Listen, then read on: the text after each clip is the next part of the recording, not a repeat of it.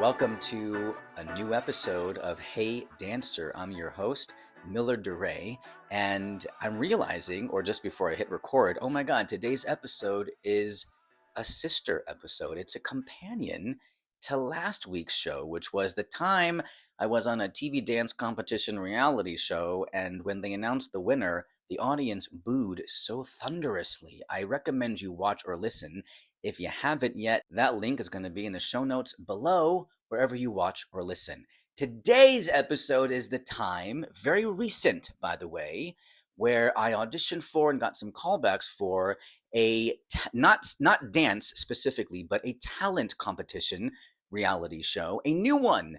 And I'm going to share that story today. I never have before. And can I be frank? I forgot about it. Like, I literally was so detached from the experience, even as I was going through it, which may explain, well, you'll see. Before I get into it, though, oh, there's a plane flying overhead. I'm very self-conscious with outside noise, but I can't do much about it. I live in LA. There's just, if it's not a garbage truck, it's a fire truck, or it's a tree trimmer, or it's a yard blower, or it's the construction guys. It's always something. So, hey, I'm just going to talk through it, and I'm trying to keep it as, peaceful as possible with just me and you. Anyway, please do all the things. It really helps a podcaster out wherever you're watching or listening. Follow, subscribe, like, comment, share, rate the show. Would love that on Apple. Thank you so much. And now, time for a story. One day, a friend of mine, an old friend I used to perform with actually, sent me a DM and said, "Hey, this kind of sounds like what you're doing." This was maybe September, October of 2023, and I went public on my account in March. So maybe, 7, 8 months or something. And I was already getting good traction, engagement, and growing a following in a dance community. I believe at the time I probably had, I don't know, 10 to 15,000 followers. It was really exciting. And I felt like I was kind of already doing the thing. Now, also keep in mind, perspective wise, I wasn't dancing in this moment. I was on my healing journey, which is an ironic thing. I posted my return to dance online when I actually wasn't in the moment dancing. It just was the timing of it all. So this friend sends this DM, and I open up the flyer, and I'm really almost whiplash, like, what? Like taken aback. What?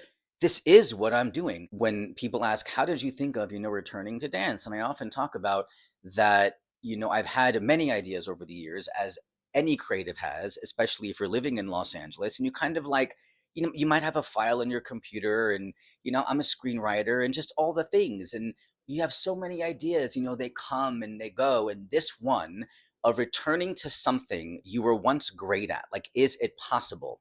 This idea, I remember specifically talking about with friends in a theater company in New York when I was like 26, in the very early 2000s.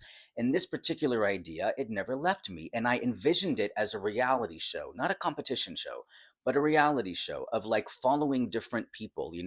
Oh, there's a violinist who had to quit because her parents wanted her to go to medical school. Oh, there's, a singer who quit because life went in like a different direction, whatever it is. Next thing you know, I'm 30, then 35, and then 40, 45. And it's like, wait, if this one idea doesn't leave me, and obviously for me, it would be returning to dance. I got to jump in now before, it's like too late, because dancers are athletes. Like I've said before, like in my pilot episode of my docu-series, by the way, it's on YouTube at Back to Great, all one word. If you want to really appreciate my return to dance journey, you got to watch the docu-series. I say in the pilot, it's not like returning to playing the violin. You're an athlete, it's your whole body. By the time I hit my 40s, I thought, well, if this one idea doesn't leave me, I should do it. Now, it's just me, as in I am the sole subject of my docu-series, but my idea originally was following many people on a sort of reality thing. Again, not a competition, just an awesome reality show, and just kind of watching them return to something, and can they be great again? And my friend DMs me this flyer, and at first I thought, oh my God, this is my idea. Now, of course, it's an idea, and there's so many similar ideas out there. It just is what it is. But I quickly learned, oh, this isn't a reality show. This is a competition, reality show. And it sort of immediately hit me as like a low scale, maybe, I assumed, I admit, like in America's Got Talent, where they pit a magician and, acrobatics and dancers and singers and comedians and all the people up against each other. Now, for me, I gotta say, I've never been a fan of putting different kinds of talent against each other. It reminds me of rehearsing. This is a random memory. When we were in rehearsals for Star Search, one day, Tice Diorio, he walked into our studio. I think he kind of knew us and knew our choreographer, and he happened to walk in and he was like, "What are you guys doing?" And our choreographer was like, "Oh, they got on Star Search, we're rehearsing." And he had been a Star Search finalist like years prior. I think he was just by himself. This was back, by the way, when he was Keith Diorio. He changed his name. That's how I always think of him, right? I changed my first name too in the Change Your First Name Club. I remember him telling us that he got to the finals. It used to be, and this was Tice's experience, I think, which was that as a dancer, they would have the sort of, the teen or the junior dance competition for like a whole half a season, like half of a year. And then the next half of the year, it would be, the teen singer or dancer and the junior singer or dancer. And then the winner from both parts of the season, right? A full year, the number one teen dancer against the number one teen singer. You were up against each other. I very, very clearly, again, memory, it's so weird the things you recall. I remember Tice telling us, if it's going to be a dancer and singer up against each other, the dancer never wins. And that imprinted on my youthful brain. Now, interestingly, when by the time we got on Star Search, they had scratched that. My sister and I, got into the teen dance finals. So we were in the top two in our category for our season, up against another dancer. At that point, they got rid of putting dancers up against singers and vice versa. That had an imprint on me when he said that, and I've seen it over the years in just competition shows. Almost every time there is a talent show with multiple talents, in my experience, I have seen the singer. I mean, people they flip, when someone belts a note, deservedly so. And usually on these shows, the judges are not really so familiar with dance, true technique and foundation and musicality. They're not usually from a dance background on a show where they bring in, multiple kinds of acts. And so when I saw this flyer, that just hit me right away. Oh, if I got on the show, would I want to even be up against, singers and magicians and bands and comedians? I was like, but I thought my friend sent this to me and I'm doing this right now, my own dance journey. Maybe this is like a universe thing. Maybe it's something that I should apply for. Now, please keep in mind, we have to take in perspective in the moment. The lens in which I was seeing things at this time was really weird because I was injured and recovering and not dancing. I was in rehabilitation. I was trying to find new treatments. It was maybe 5 months after I returned from Mexico looking for treatment. And at this time, I was barely even going on walks. I was just trying to rest and figure out my symptoms. And I thought, could I even do this? Like, if I got it, I remember thinking, is this the thing I would need if I got on the show? That catalyst to get me just show up and dance no matter what. And then maybe, my symptoms would go away. Sometimes we need something big like that. I'm very much a person who is about the universe decides, and you put in the action, you put in the work, but you have no control over the outcome. Like whatever is meant to be is meant to be, and just show up and do your thing and let the chips fall where they may. That was kind of my attitude going into it. Like, I don't need this. I don't even really necessarily want it. But if it happens, great. Let's just go with the flow. And that's kind of my mentality around most things in life. So I looked into it even further and I saw that there was a cap for age. It was up to 40 years old for dancers, it said. And I thought, oh, well, I can't even apply anyway. But then I thought, I've never let rules like that get in my way. Like, if I want something, I'll be aggressive, I'll be tenacious. And also at the same time, surrendering, having this attitude of like, well, I'll push, but whatever happens is supposed to happen. So now this may sound a little bit conflicting, what I'm saying. Like, I didn't really want it, who cares? But I'm going to push anyway. Because again, I'm all about action. Like, put in the work, show up, and just see what happens. But I wasn't attached to an outcome or needing to be on the show.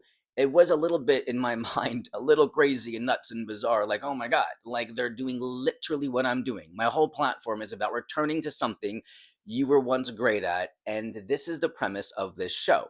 Like, it's meant to be, right? It kind of felt like it. So I decided to throw away the whole age limit, who cares, and just apply to the show. And I thought my Instagram handle, which they asked for, and they also asked for footage of you doing the thing. And so I had a lot of footage of me in dance class. I thought that was enough. However, there was an online application where they wanted you to film a video of you now doing the thing. And I gotta admit, I didn't really put in a lot of time. I didn't do a lot of dancing because, again, remember, I was not dancing at this time. So I kind of filmed like, hey, my name is Miller, whatever. And I did like a little bit of a groove thing. Honestly, the kind of groove you would see anybody doing on the dance floor at a wedding, like no big deal. I didn't care about standing out. Again, I thought let the chips fall where they may. You have dance footage of me in class, and you can see my Instagram. Like it's there. So my audition, if you will, submitting a silly tape of me doing a non-groove basically was kind of like just my way of checking off the boxes. So I submit for this thing, and very quickly I get an email back. And they're very excited. We saw your tape, we saw your stuff, we want to talk to you. They act very quickly. When it's casting and they're in the middle of trying to get this thing off the ground, they want to have as many elements situated as possible, as fast as possible. And so it was like no time at all. Got your email, looks so great, so excited. Can you talk now? And I was like, I think I got a text also. And I said, okay. And so I jumped on the phone with them. And it was like an hour conversation just about my story and what I'm doing. And I remember saying, you guys are doing what I am already doing, what I've been wanting to do. It's actually so cool to see. I really support this. Like, it's great. Like, it should be out there. People would be so inspired by everybody's story of returning to something. And anyway, the conversation went really, really well. And honestly, I already had a lot of experience telling my story. At this point, I'd already been a guest on like 7 dance podcasts. I've talked about my journey. I kind of felt like I was a pro, if you know what I mean. So the conversation happened. I immediately got an email. You made it to the next round. We want to jump on a Zoom with you with the head of our casting department or something. And I was like, oh, okay. They had said, we'd love to talk to somebody who you live with, if it's, your partner or a roommate or whatever. Maybe it wasn't who you live with, but just, somebody. And I happened to live with my partner, and it kind of worked out where they could talk to him if that, transpired. And so that conversation, that Zoom was forever. It was very long. It went really, really well. And again, I felt a little bit like a professional in the sense of I've told my story. I know what I'm doing. I'm confident. And also, I don't need this show. And I think there was a lack of desperation on my part, which is interesting for a talent auditioning for something. Oftentimes, that desperation kind of kicks in. Because I remember even at some point, she was like, if you won the $100,000, like, what would you do? Like, how would that change your life? And I remember I was very just in the moment and spiritual about it. And I said, it would be great. Obviously, it would help out a lot. I also feel like I'm currently on the right path, and I'm already reaching and inspiring dancers. And, for another opportunity to reach more dancers and reach more people in general with my story would be really great. And I was very just kind of subdued talking about it. And she was like, okay, Miller, so this is going to go to like, our bosses. It's going to go to the network. They're going to watch these tapes and they're going to decide. And they want to see you being like really excited about it. And I was like, oh God, they want acting. They want a performance. Now, and for some people, by the way, it wouldn't be a performance. If they really imagined winning $100,000, they might be freaking out and screaming and, jumping for joy on the Zoom, or they may be crying and sobbing and really emotional. And that kind of reaction is very moving to the heads of network watching. I'm just not that person. I might feel all those things, like all those things might be just as real for me too in the event I won, that kind of money. That said, I'm not going to show it like that. Who's to say who would appreciate the money more? The person who is freaking out, imagining if they won, or crying if they won, or just matter of factly explaining, yeah, it would be life changing, 100%. You know, the actor in me, the performer in me was like, okay, I know what she wants. And so I gave it, but just not like on the level that I even think she wanted. And I remember being honest also that I wasn't dancing in this moment. And then she said, well, do you think, you can dance by the time, the show happens? It was supposed to film in a couple of months. I think our conversation was November of 2023, and the show was supposed to film. It was slated to do so around February of 2024. And I was like, yeah, yeah, for sure, I'll be dancing by then. But honestly, in my heart, I didn't know. I just did not know. And look, here we are, well more than a year after all of that, and I'm still not, on the dance floor. And then I remember my husband, he spoke to her also for like, I don't know, 30 minutes or something. And I kind of like listened a little bit, and he's just the best guy and very, very supportive. And I thought, gosh, like you can't get better than him. And I think my interview went well. And I made it clear to her also, like, I'm doing what you guys are doing. After that Zoom, I immediately detached from it. That's a beautiful thing about growth and being a spiritual person. The knowing and the understanding that those, I know it's cliche, but rejection is God's protection.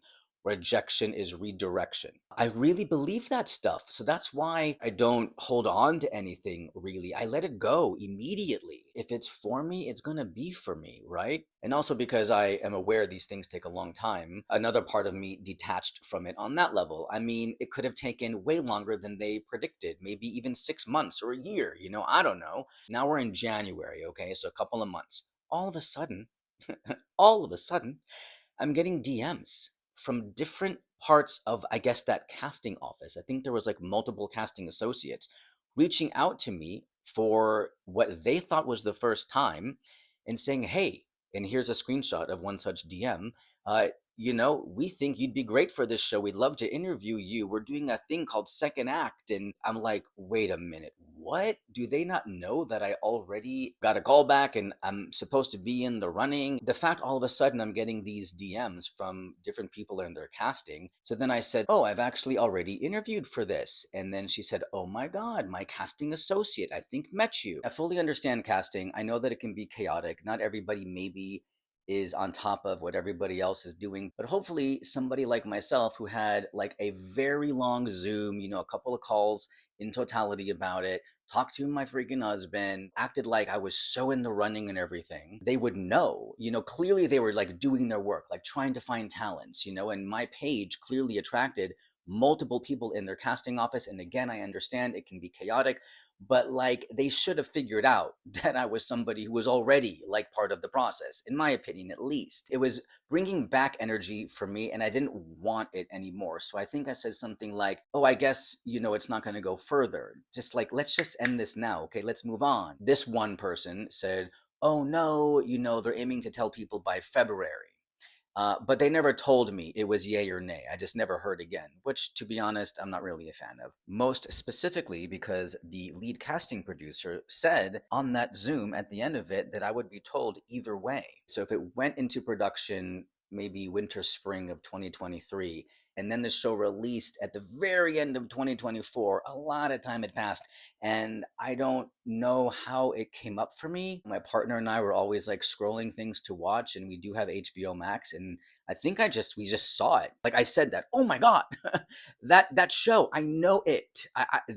That was the show that I auditioned for. And you, my partner, like you also, like we're part of the process kind of. I'm like, oh my God, it's out. And I thought, do we watch it?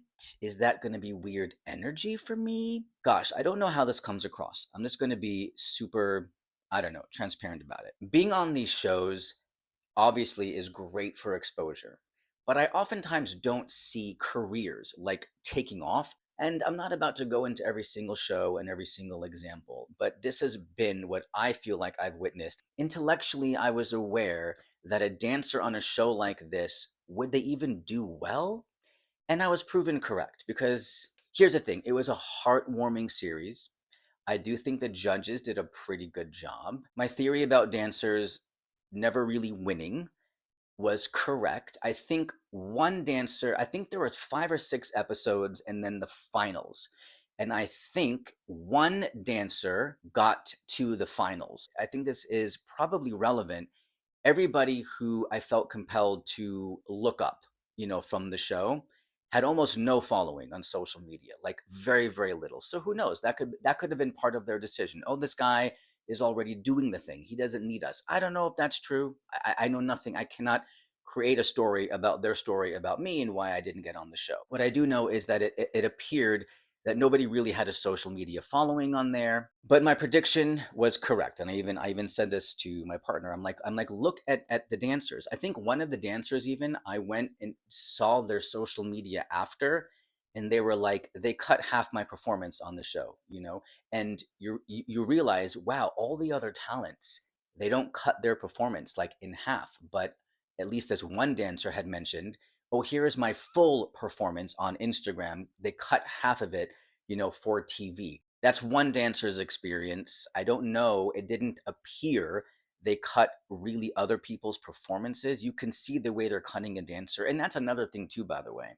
The way they film dancers on so many of these shows that are not just for dance, where it's like, multiple different acts, they're just often filmed so poorly. It's very, very frustrating because, you're doing these incredible, I don't know, turns or something, and you just see the person's head spotting or some shit, or they zoom in on the feet only. It's like, no, you got to show the whole body. Hello. Now, we watched this show honestly about 2 months ago, so I maybe should have reviewed it for this particular podcast. One dancer in particular came off really, really well. I feel like she was shot well and had a really lovely story, had a health matter that took her out of dance for a very long time, something like 8 or 9 years, for most of her 20s. That said, by the time she was on the show, this is if my memory is correct, she already had been back dancing for a year or two, was still in her 20s, very aggressively studying in New York. They showed her at Steps. And I just remember thinking a couple different things. One, in my mind, your second act is later in life. You're 40 plus. But is that fair? For a dancer, your second act very well may be in your late 20s, especially if a health issue took you out of dancing for the majority of your 20s. Anyway, this particular dancer seemed lovely. What I also remember finding very interesting is that many times throughout the series, I was turning to my dude and I'm like, this is different than what I imagined, in the sense of we were following a lot of contestants who didn't actually really pursue the thing, when they were younger, whatever it was for them, whatever their past love was.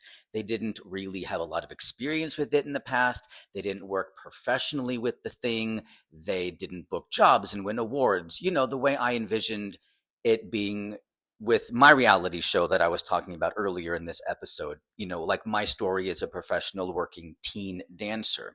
So I thought that was really interesting. A lot of these people, the contestants, they didn't really, now this is my memory of it, and don't quote me on this, but I am certain that many of the contestants, again, didn't have a lot of experience doing their thing. For a lot of them, it was like just something that they hoped to do one day.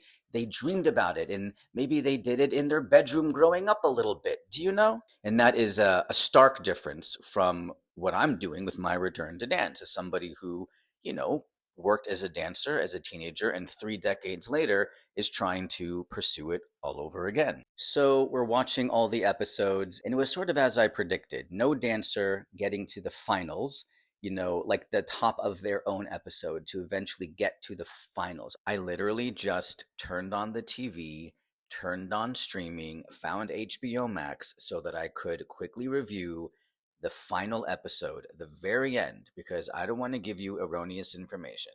And I was correct. No dancer who was just a dancer made it to the finals. There was one guy, a song and dance man. He was very showman like. He got to the finals, but my memory was correct and my prediction was correct. And I hate that it was. And by the way, the show is called Second Chance Stage. I think I was saying a couple times Second Chance Act, maybe, or Second Act Chance. The title may have changed a couple of times, from the time that I even auditioned for it. Maybe that's why I'm confused. But it's actually called By the time it made it to television, Second Chance Stage. And one of the judges was Tay Diggs. And he often talked about how much he loved dance and how dancers, more than I think anybody else, like really inspire him. And he knows how hard it is to dance. I think there was one dancer on the show who was older, and he talked about how difficult it is to do the things that this dancer was doing, regardless of age. And the fact that she's older doing it was even more impressive. I like that he said that. But when all is said and done, someone doing a lyrical jazz routine, it just doesn't pull him in the way someone belting out a huge ass song, from a musical, or someone doing, magic tricks, or like a comedian. For some reason, I feel like it's a lot trickier for dance to resonate on a platform like that. Do you know? Do you get it? Do you understand? Do you agree? Do you disagree? Tell me in the comments if you're watching on YouTube or Spotify, or shoot me a DM if you're listening on Apple or some other place. I'd love to hear your thoughts on this. I'll just end by saying the person who won was a singer. Not a surprise. Nobody flips out more for a big voice than yours truly. Ever since I was a kid, I mean, I die for the big voices, especially big female voices. I die. I live for that. Here's the bottom line. These shows can, of course, open doors, but it's up to you to ultimately do the work. In my heart of hearts, I thought, like so many of these shows now on TV, where there's just so many of them, that it's exposure and that's lovely. And it's kind of what you make it, Like if you have the drive and you keep pushing, it would be a lovely thing, to walk into an agent's office and saying, hey, I was a finalist on this show, whatever it is. But it is in no way a guarantor of a career, of even a big break. It really, I think, depends on many, many different things. The show has been on TV for about 3 or 4 months, so it may be too soon to tell. But I will tell you this right now, currently, on Rotten Tomatoes, the show has 0 critics that have reviewed it. Well, I should amend that. One critic, from Willamette, I think it was when I read it this morning, Willamette Weekly. Obviously that's it's not the New York Times. One critic, and the audience, it was, I think, under 50. It was like three people, and it has zero. It has no reviews. It doesn't have enough to even have an aggregate, to have a total to summon up any kind of percentage from the audience or the critics. And that's a little bit sad. I'm not seeing any news articles about it. There's basically no blogs about it. Even the judges on the show are barely talking about it on their social media. I'm not seeing interviews with, like, major trades. And by the way, the team that produced the show or casted the show, they do big shows. For example, Hell's Kitchen and Project Runway. There is just no way to know if a show is going to land or not, or become successful for whatever reason. And judge me for this, if you want. I think there was a part of me that thought, I don't need the show to get me to any next level. I'm doing it myself, and I'm proud of the work I'm putting in.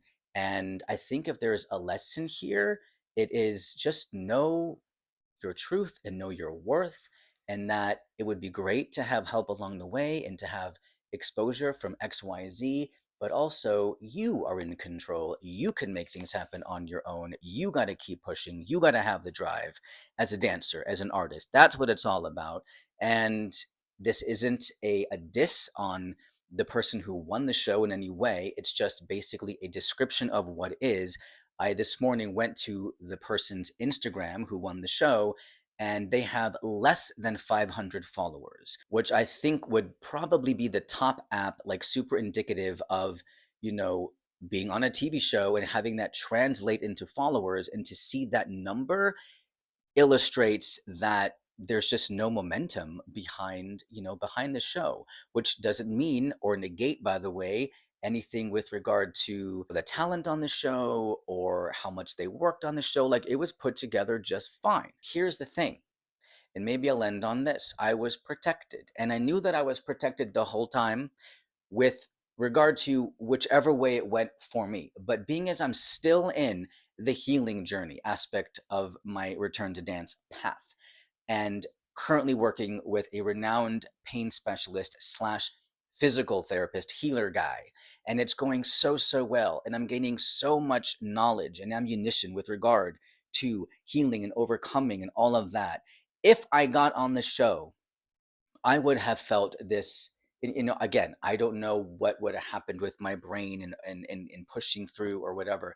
But clearly, the fact that well over a year later, I'm still in the healing part of my journey, it was not the right time for me. And if I had gotten on the show and tried to push through whatever pain, who knows? Who knows what kind of damage I might have done to my body, to my future dancer self. So I really was protected. Like I wasn't ready to be dancing on a show. And also, let's take in this for a second. It seemed like the talent didn't have more than a couple weeks, maybe a month, and from being told they were on the show to being on the show.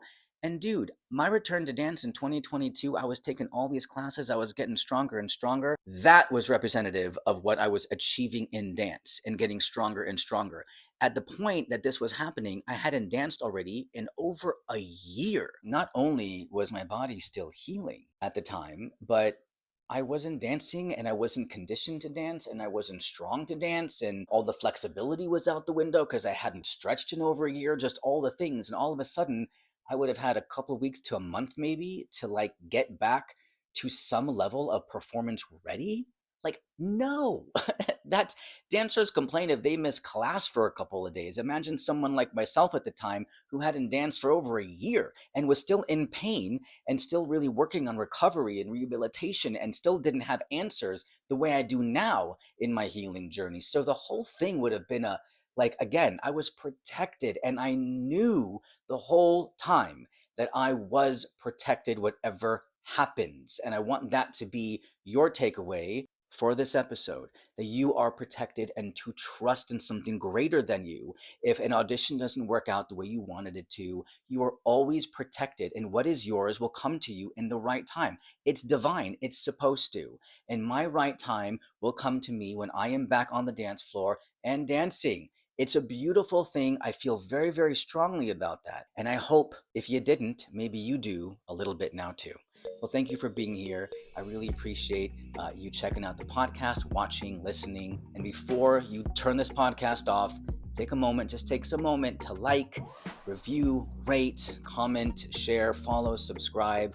I have a goal for you. I didn't know that I did, but I do.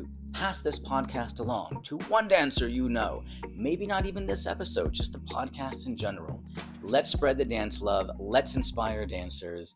Let's be part, I don't know, is it corny to say a community together? Anyway, again, my name is Miller DeRay. That's all I got, and I'll see you next time.